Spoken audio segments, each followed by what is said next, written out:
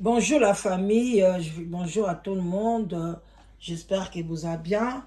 Moi aussi, je me porte très bien. Bonjour la famille. Bonjour à tout le monde. Bonjour, bonsoir. Ça dépend heure à laquelle vous allez suivre la danoise. Voilà, boboto, bon déco. Nakati ya mabota na bino bandeko na ngai, shalom shalom. Ningana bandeko na nga, esalaka bien. Boboto, bon déco. Bon samedi la famille, bon samedi. Coucou. Bon samedi, bon week-end. Hein? Bon week-end. Que Dieu vous bénisse. Voilà. On est là. Shalom d'abord homme de Dieu. Chantre de l'éternel, shalom, bisika, bizuibino, poboto, bondeko, nakatia mabota na bino bandeko nanga, moko pa ti, moko pa café, moko fa vin blanc, vin rouge. C'est bon pour la santé. C'est bon pour la santé, hein. Voilà, bandeko. Il faut que vous allez moi à l'aise, hein, parce qu'on va prendre du temps. Nous allons décortiquer petit à petit. Donc, moi, vin blanc, moi, vin rouge. Et ça ira bien, moi, belaise. Les deux, samedi et ça, week-end. On va prendre notre temps. Il y a un solo là. Mouke, bande konanga. Tomela na biso, et ça, bien. Voilà, on va boire un peu, hein. Un peu pour la santé, hein. Pour nous raisonner les sous moi bien. Et ça la soit au melima et belle. Ou bien meli mwelo kwa malam, mwelo kwa malili. Et ça la rakito comme makasi. Hein, voilà la famille. Ah, du jus aussi c'est bon. Pourquoi pas? Bon, bonjour à tout le monde. Voilà, ceux qui sont la première fois au tombé dans la chaîne Nanga. Je m'appelle La Danoise.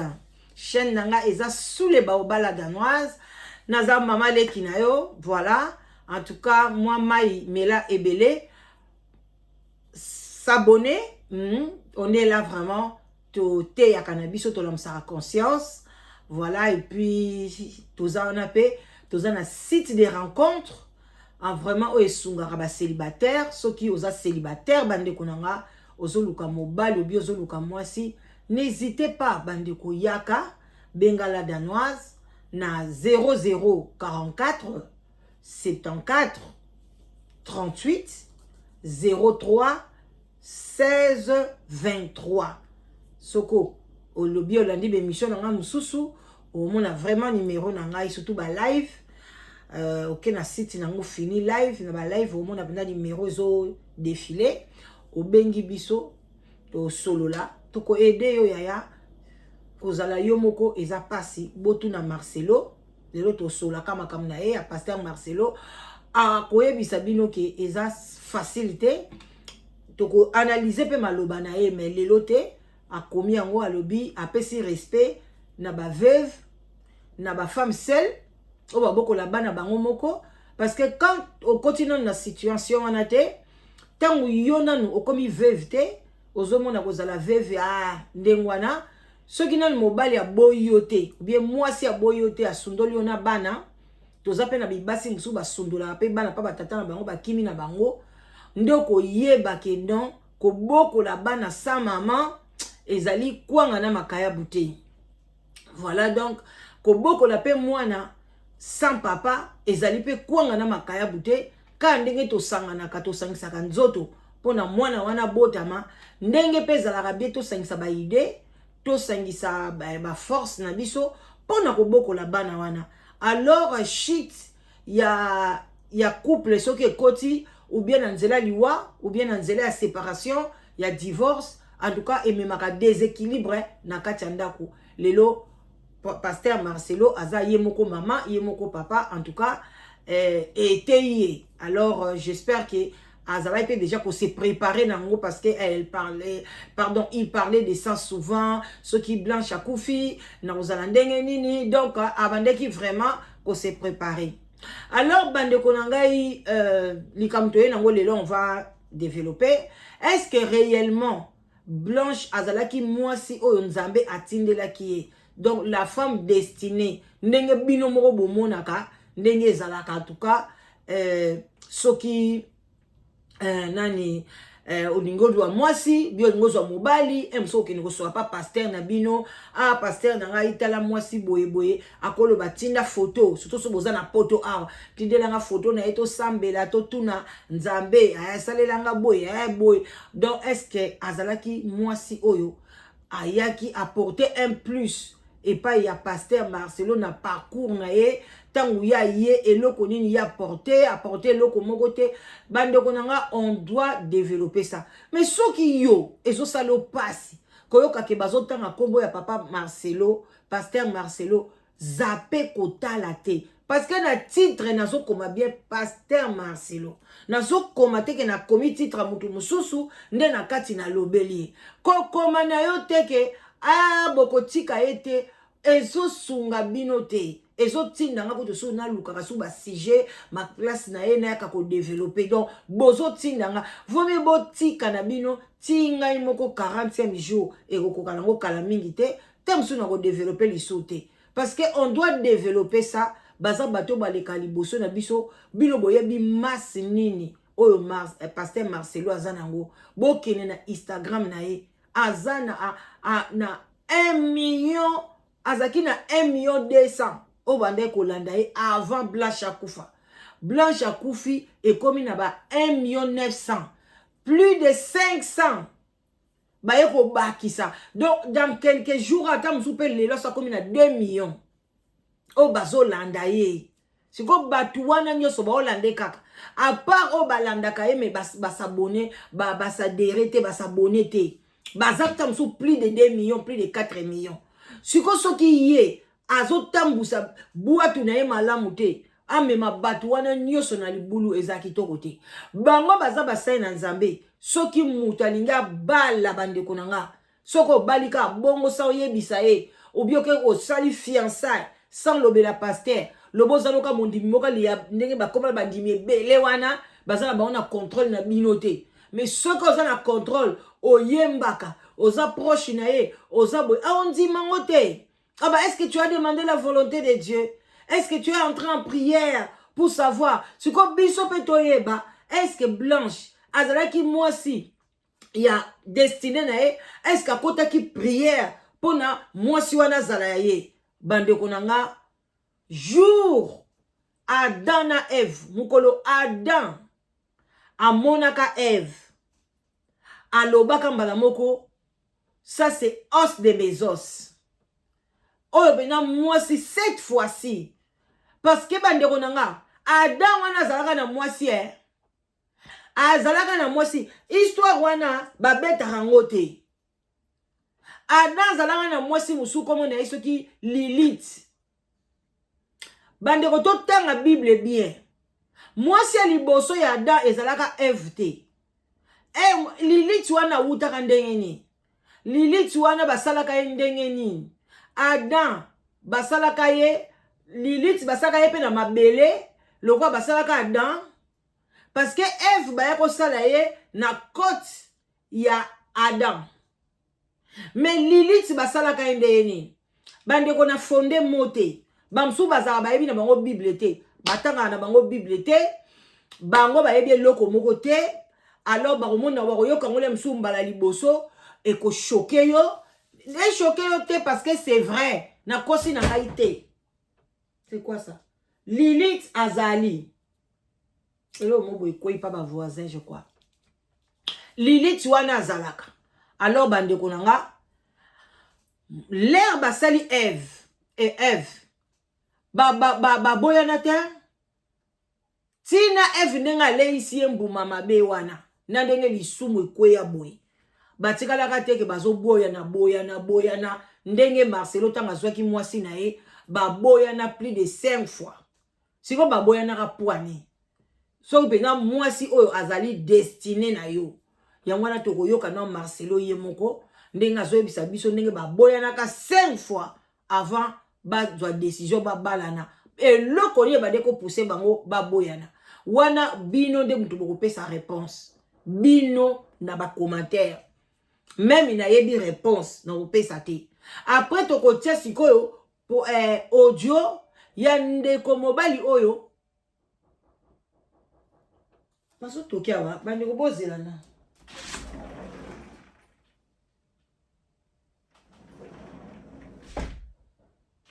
Parce que nazanga moko, hein. L'aime sous ta poste. Alors, bande ko nangai na ko suko audio. Oyo ya eleki eza audio sikate après, avant Blanche Akoufa. Audio ane ko salama. Boko yoka yango, et puis boko yoka. Ndenge nini balobi Blanche aza nani? Est-ce que apporter eloko nini na vie yande konapso mobile? Parce que ceux qui moi si azali moi si oyo, aza destiné à vie na yote. Soki moi si wana ye amemelio mabe moko boye, amemelio nzamba kope kolongola ye na nzela na yo. Msoupe ekozala te ke oh Marcelo alekisi ye parce que abato ebele ba oloba ye pete muta alekisi ye, mais place ba kota kinde bango nde bazwi. Ceux qui de ye moko papa Marcelo ti lelo mbele msou alanga pe a livrer Blanche te, mais esika ba kota ba isaki bango en tout cas. Maintenant il faut entre yo na ye moko na bino fasa nini akende, mais muto o siko yaki na ide wana anjimi alobi na kende kaka na sala nini.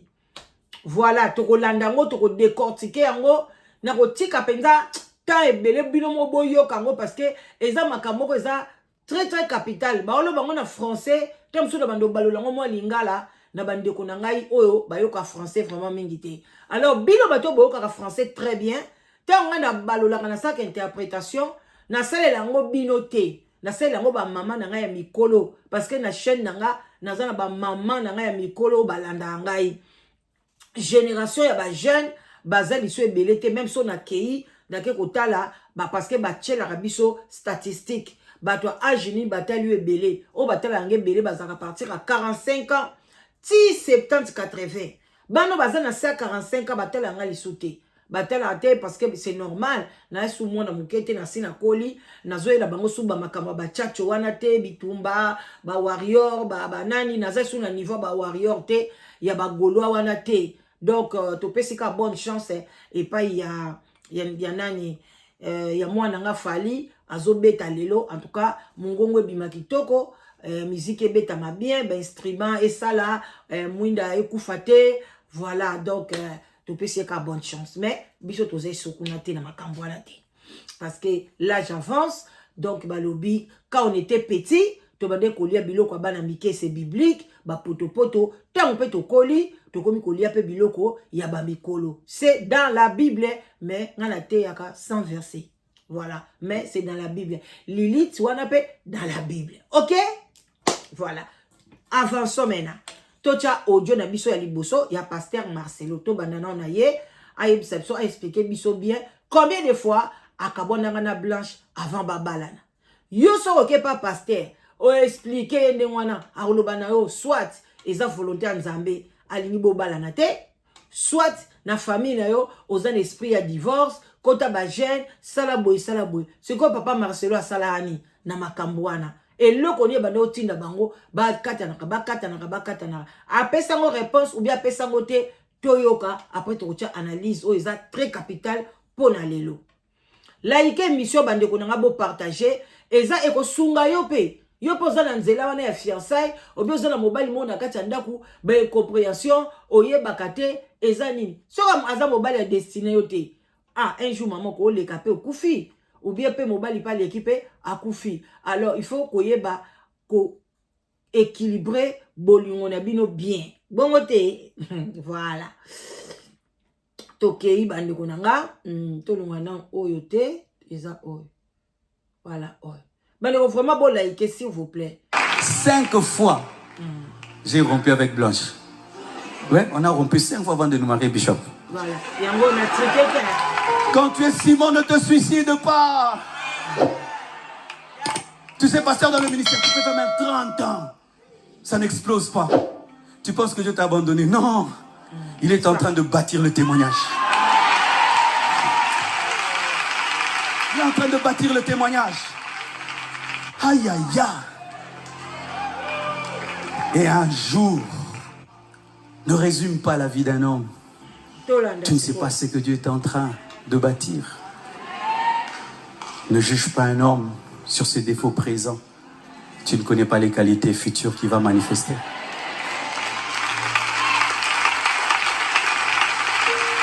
Alléluia. Je me souviens quand il fallait que j'épouse Blanche. Tu vois déjà, elle a des enfants, mais vous voyez comment elle est canon. Mais, maintenant, quand elle était sans enfants, vous imaginez comment elle était. Alors, quand Dieu me... Bota la Blanche. Oh, a boti déjà. Bota la nenga déjà canon. Wana mate azote en église. Mate oh ye azote en église. Bongo siko tango azalaki nano aboti te. Azalaki ndengeni. Ngana kabwani na ye plus de 5 fois. Meto ozonga na kaka. Mwasi wana azalaki azakano. Bande kona ngai. Mate wana oye azote en église. O ekoki pe ko susciter jalousie na kati ya bato. O pe ko susciter pe pasi na mitema ya bato. Mais ba mateya nde yango wana bato balongwe na ndako na bango bake na église pona bakende koyoka mateya ndenge ni mwasi na ye aza kitoko. Le même mwasi wana aza kitoko. Lelo mwasi wana akufi. Mais azo futa ye na monnaie de change. Aza toujours na ba réseaux sociaux pour répondre les gens.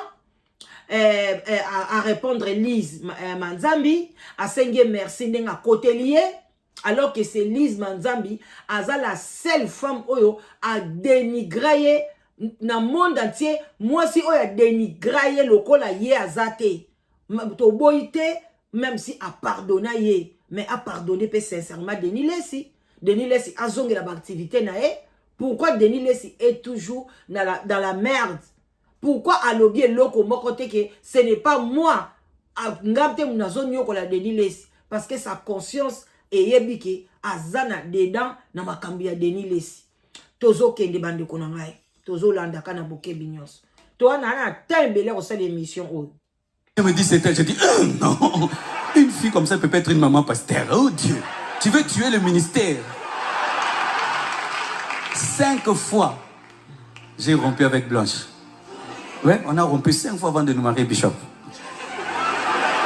Parce que je disais, elle ne peut pas y arriver. Est-ce qu'elle peut être comme moi? Est-ce qu'elle peut? Alors un jour, on a rompu.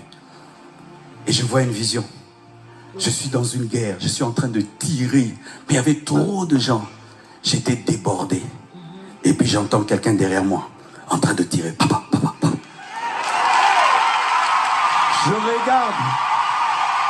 C'était Blanche. Habillé comme un militaire, avec une arme. Je dis, oh, toi aussi tu as des armes, et comme elle dit, mais oui, papa, Simon, ne néglige personne, lorsque Dieu n'a pas fini d'écrire, il ne faut pas mettre le poids. Donc, bande konanga soto landi bien.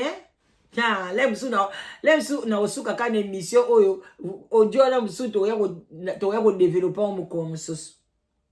L'emsu na pourquoi boyoka bien. Donc, ye era lingaki Blanche, atalaki na ye beauté. Mais atalaki spiritualité eza na kati ya Blanche te. Azo mituna, mwana mwasi kitoko boye. Est-ce que la maman pasteur?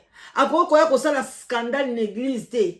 Nandengeni muto aza kitoko aosala scandale donc kitoko wana mais abomba kilikambo apa kitoko ya Maman Blanche azalaki dans la prostitution. C'était aussi ça. Elle cachait parce que la fille azalaki na kati ya prostitution. Ce n'est pas aussi facile ya kotika vina yo wana ya prostitution ka bongo pour nos mobali moko boité. Maman Blanche aussi était tirée. Elle a tiré pe koto na kota prostitution na e. Koto pas zo benda na bonzambe. Alors, abande koloba, ah, est-ce que a kotika? Et puis, aloba qui même si la Blanche a zo bande na tiki nanga kindumba, na zai sukuna te, mais abande kokwa te. Ngam na mbongo ya malunga te erwana.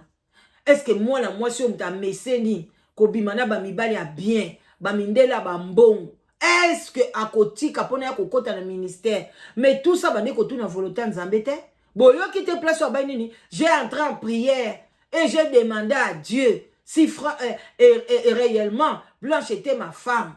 Alors, bino bato bolek sarabatan.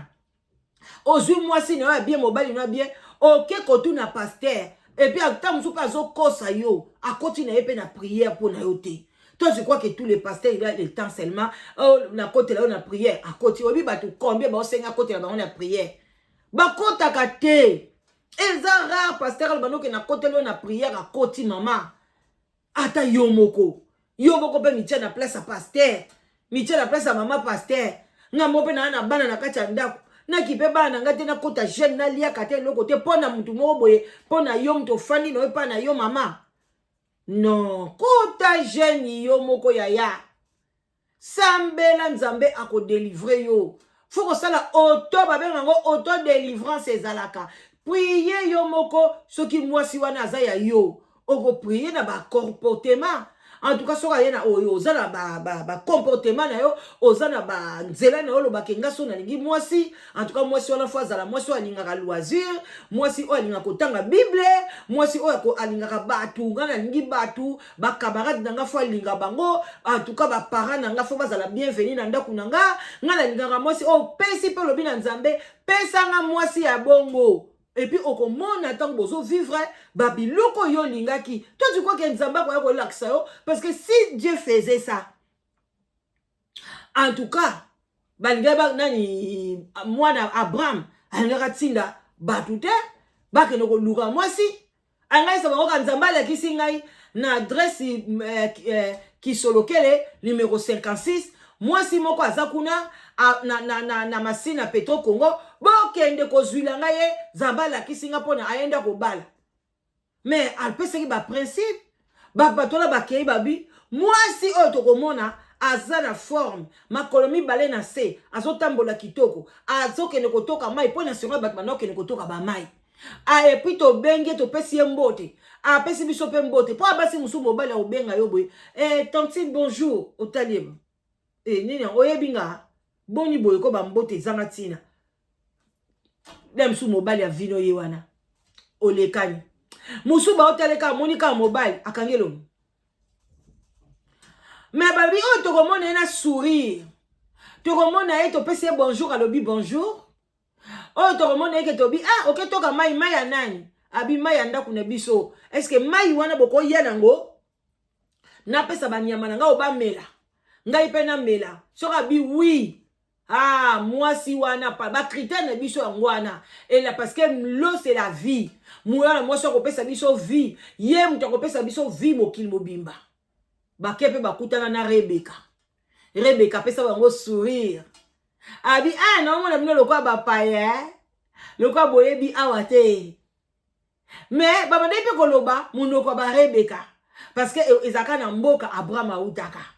Abi meto uti musika mama toye to na posa mai kuneza na ba moyi mo makasi Rebecca bio problème ezate mai yango ndenge ni bandeko cruche oya ya 5 litres ba cruche wana ezaka ba damzani ya 5 litres akei sikoyo amelisa ba chevaux wana ba chevaux soki ba chameau pardon ba melaka soki 50 litres soki combien par jour akezoto kazo ya kosopa za kotoka za kosopa ba meli baduki molili pe yakate eye abila bango ngasiko o na memi oyo na oke na ndaku pe ba oluba oloba na ngana uchi wapi po ngana zana omwana je elenge na nanu na zana droit ya kokilo tambolaka te abi kasi boya pona bo continuer chemin na bino boya na ngana zana mama nanga na ndaku kuna ako na yaya nanga mobile me balobaka tata te na ite so mama banga za femme seule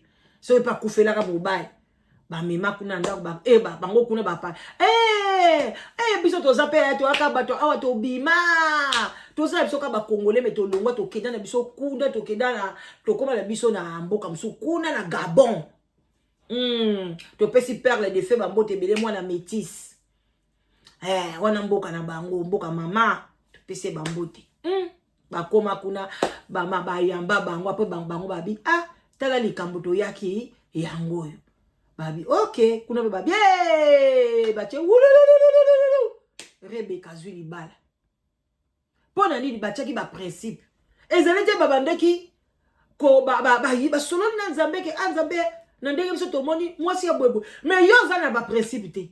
Oza na loko te. Okeka pa mosai na nzambe. Alors que mosai na nzambe moko pona zwa mwasi na ye asalaki buzobo yo bino bozo sala te. Alors bande ko nanga tozo kende. Ne quittez pas, gardez l'écoute. Il ne faut pas mettre le poids. Il ne faut pas mettre le poids. Je me souviens des vidéos du passé. Alors bande ko nangai alobi ke alota ki ndoto batu bazwa ko bundisa ye. Bazwa ko tirer ye, bazwa ko tirer amoni Blanche Abimi. Blanche Abimi na munduki. Abandi ko tirer batu wana pa. Abi eza yo na tenue militaire bande ko nangai. Oh eza dise eza moi likamto loba. Blanche ale aza soldat. Est-ce qu'azaki soldat ya Nzambe? Pona ba soldat mokili pe bazaliti.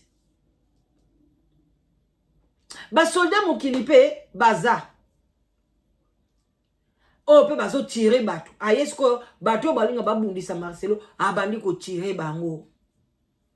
Pona Marcelo alobi donc de Blanche nde moi c'est destiné nanga yeyo. Yanga lobi ko tia point na vie mutu te. Tango yozo mona mutu boye. Tango su mutu wana yende. Donc Blanche abimaki le quoi soda. Même nga yo so na na problème. Na loti mobali abimi mobali oyo nazo boule na bala aya bundeli nga bitumba wana. Directement na oloba oyo mobali avina nga ko bundela nga bitumba oyo. Okoloba ndengwana. Mais est-ce que sur le plan spirituel et la kisipe bongo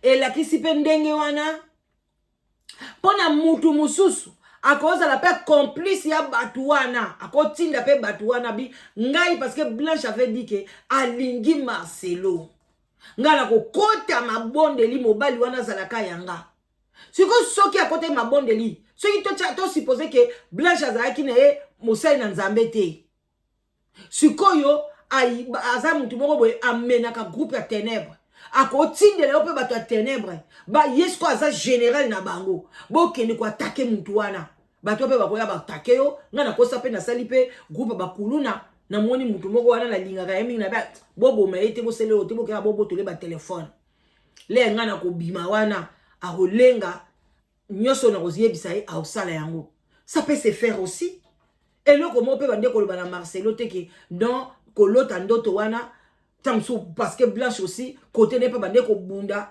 ke abala ka Marcelo bolanda ba boba ojo wana ezali on peut toujours le mettre pour une bonne compréhension bande ko nanga besoin comprendre biloko ndenge wana alors bande ko il faut to yeba to ko kende nango tina suka pendant nga kaso na oloba bonanga osaba video ya milai pe ya makasi te mais to ko développer mkolala le ngazo ya le lota mususu naza pe fona ke sala ba chamoko nange pusani na ko ya ko chaka kayango même na pokwa soit na live soit na normal na ko chaka mobile wana expliquer biso Blanche azalaki nani na epa ya Marcelo est-ce qu'apporter là qui est bonheur yango ba sali bongo ou bien azalaki nani boko landango mobile wana za très sincère et puis vidéo wana eza capital et puis ce n'est ce que Zamaïel était au comprendre en côté. Moi j'ai fait des jours et des jours pour en comprendre Blanche azalaki nani auprès des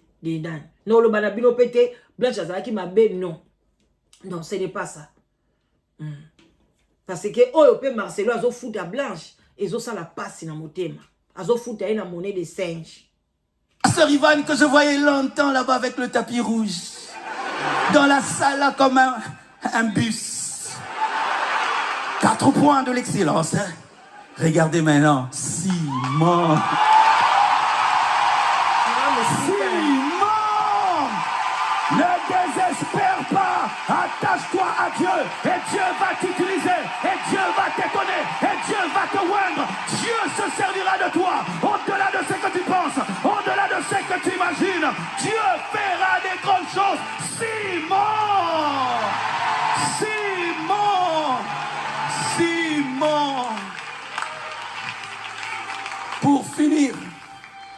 qu'un jour Simon pouvait s'enorgueillir de ça? Son histoire l'a aidé. Comment je peux m'enfler quand je pense au passé, de là où Dieu nous a pris, il nous a lavé et ramassé. Je ne peux pas m'enfler parce que je sais que je suis le produit de la grâce de Dieu. Amen. Ce qui n'a kanisi, bisika to wuti. Place au zamba zwaki biso na bo soto na bo nini masokoli biso. Lelo tozui grâce de Dieu. Parce que Marcelo ayebi place nini yaouta. Place nini mwasi na yaouta. Bande konanga. Sikoyo yo okoma fana. Kwiti. Yaba pasteur.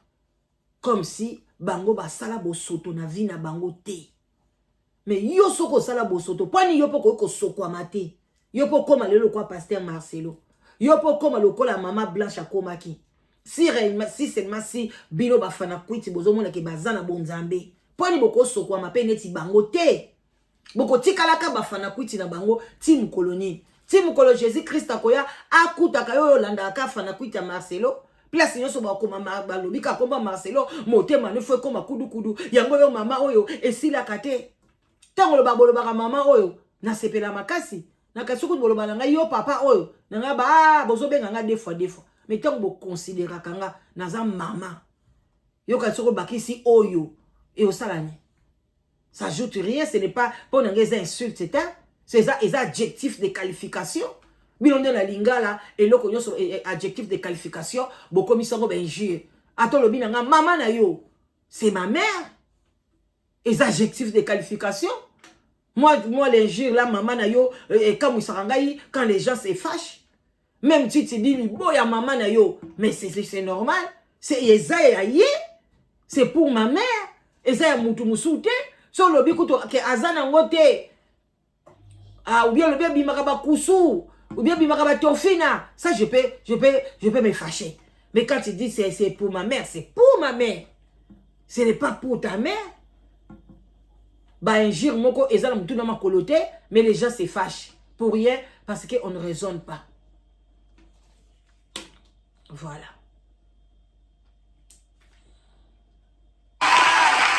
Le produit de la grâce.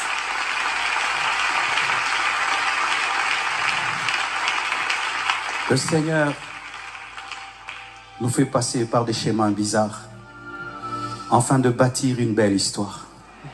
Car les belles histoires des fois sont bizarres, mais ce sont elles qui nous marquent pour toujours. Et Dieu écrit des belles phrases avec des lettres courbées et des très belles phrases. Chacun de vous a une histoire avec Dieu. Mais rassurez-vous, aucun de nous n'est parfait. Et aucun de nous ne mérite d'être là où il est. Tout est grâce et privilège.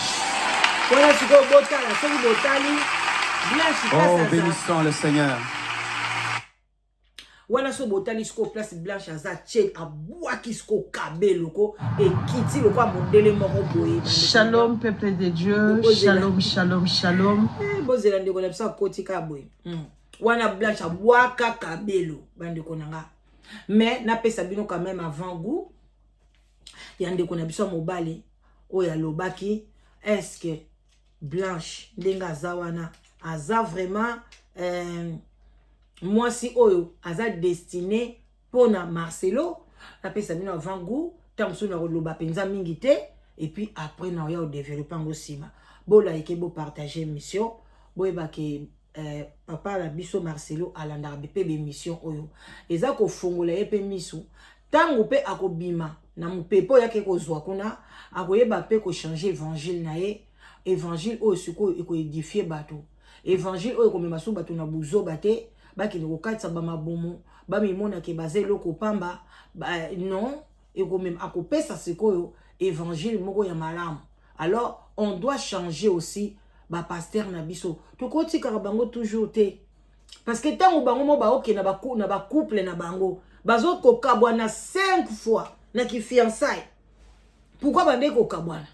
Parce que bande incompréhension ezaki Mais moi si open destiné nzamba tindelio yaya je nazoko sabino te boko kabwana bongo te ate compréhension yende ni ezala mbonge yende ni bobongisa me boko bango pe bazo kabwana bakei oya ke un mois 2 mois bayoka na esute tant banda okabwana bongo blanche bando sani ou bien yé pa bando sani abana ko kepe ko tantonner na yé pa ba fiancé musosoti par rapport à Monica tete yé kaka azongi pour bani batambola rapé na kimusuni bande konanga voilà botala siko moi sina kufi azo kende na ye azo poster na bango na koya ko analyser ba parole blanche alobaki na ye ekoki samiti blanche ayebisa ki yenga na okufa na ngai bino bozana bino bien na bana ekoki samiko yango na azosala azoko enjoy blanche akufi 40 même date blanche akufa ki lelo ya le 8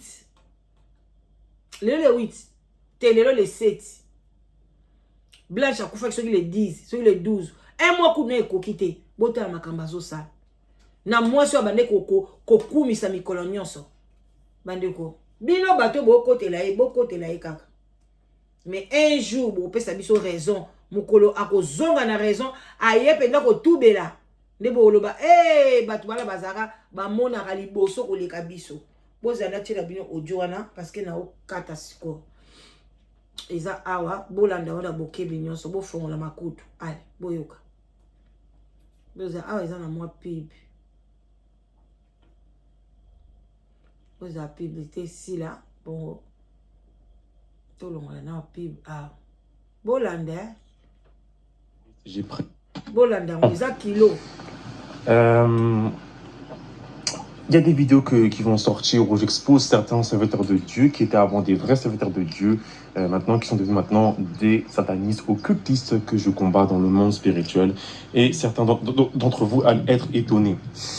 On va commencer par le cas du pasteur Marcelo Tunasi. Donc, pasteur Marcelo... azoloba sikoyo nazoloba na ba pasteur oyo ebele babanda ki bien mais lelo bakoma ba sataniste tozobanda na pasteur Tunasi donc Marcelo bobanda bande konanga vidéo eza ya lelo te et ça dit déjà 2 ans yango biso tozo analyser ti na 40e jour ya Blanche nous allons boyoka quoi oloko nini makam nini e bombanaka bolanda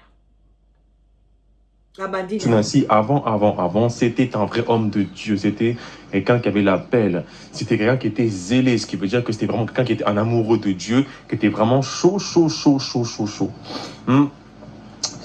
Et le problème de sa chute, qui fait que maintenant, c'est devenu un occultiste, un sataniste, ceux qui ont les yeux spirituels, comparez la photo de avant-après, vous allez voir qu'il y a une sorte d'aura noire sur la deuxième photo, où c'est à droite, où c'est écrit après. La photo d'avant, je l'ai prise, une photo des années 2010, et là, c'est une photo récente, année 2022. Hein. Pour ceux qui n'ont pas encore l'œil spirituel, il y a une vidéo qui est postée sur cette chaîne-là, Sainteté, Prophétie, Prophète Brian. Il y a une vidéo qui aborde comment est-ce qu'on peut aiguiser sa vue spirituelle pour voir qui est homme de Dieu, qui n'est pas homme de Dieu. Dans la vidéo, je dis en fait le processus et je dis en fait quelles sont les caractéristiques que quand tu vois une aura d'une personne et que l'aura elle est marron comme le chocolat, ou noir, c'est que la personne c'est un occultiste. C'est la force des ténèbres. Voilà. Donc j'explique ça. Ceux qui sont curieux, allez voir sur la chaîne. Il y a la vidéo et il y a certains exercices à faire et vous aussi vous serez choqués. Ok. Donc tout commençait bien pour pasteur Marcelo Tunasi. C'était quelqu'un qui était vraiment sainteté, c'était vraiment très bien.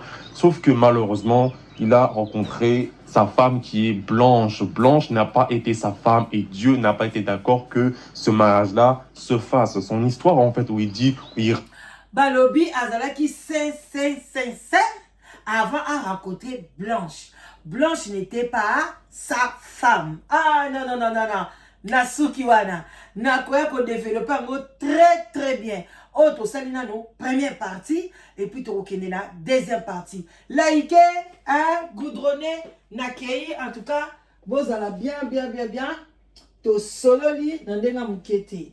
Alors bisous à tout le monde.